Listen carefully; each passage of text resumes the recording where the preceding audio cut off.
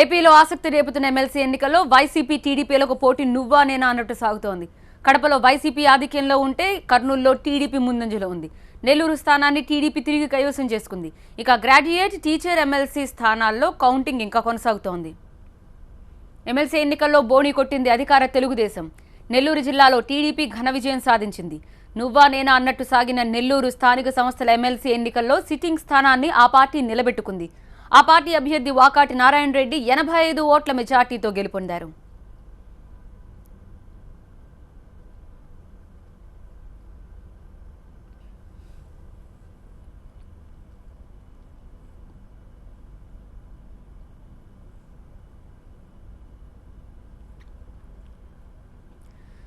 మొత్తం 852 ఓట్లకు గాను 851 ఓట్లు పోలయ్యాయి. ఇందులో టీడీపీకి 462 ఓట్లు వచ్చాయి. ప్రత్యర్థి వైసీపీ అభ్యర్థి ఆనం విజయకుమార్ రెడ్డికి 377 ఓట్లు మాత్రమే వచ్చాయి. 2 ఓట్లు చెల్లలేదు. మరో 10 ఓట్లలో ఇంకు సరిగా లేకపోవడంతో ఎవరికి ఆ ఓట్లు పడ్డాయనేది ఇంకా తేలలేదు.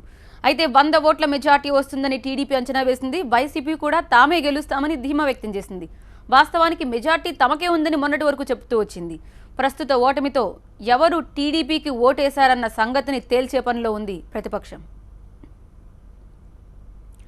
నెల్లూరులో వైసీపీ అరాచకం సృష్టించిన తాము విజయం సాధించామన్నారు మంత్రి నారాయణ.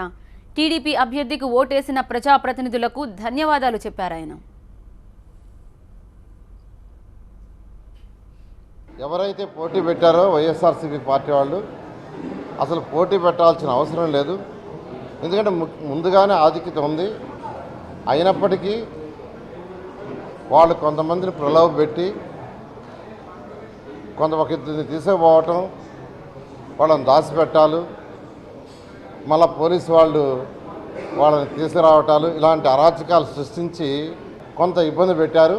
అయినప్పటికీ ఈ యొక్క స్థానిక సంస్థల ఎలక్షన్లో ఈరోజు 881 ఓట్లు మొత్తం పోలైతే అందులో 462 తెలుగుదేశం క్యాండిడేట్కి వచ్చినాయి.